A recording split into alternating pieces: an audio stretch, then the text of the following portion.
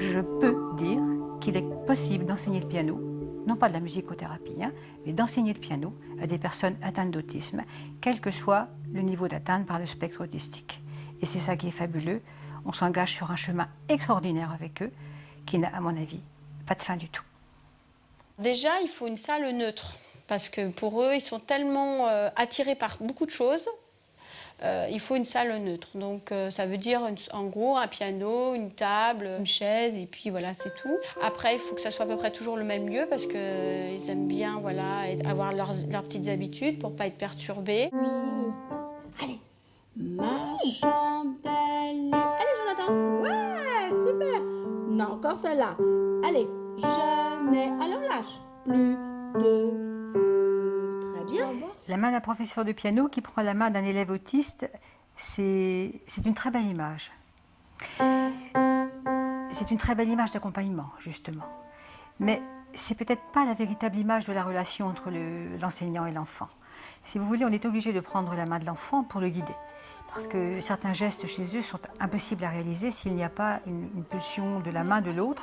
Plus de feu. Serre les doigts ronds. Doigt. On va essayer? Allez, on va essayer. Allez, la main gauche. La, do, fa. Ah, bravo, c'était bien. C'était bien? Ouais, c'était bien. Oui, c'était bien. C'était bien. Après, c'est des enfants très attachants. C'est vrai, ils ont besoin de beaucoup de câlins, de tendresse, qu'on les réconforte aussi, qu'on les encourage. Ils ont besoin de beaucoup d'être encouragés, de voir que voilà, ils sont capables de faire beaucoup de choses.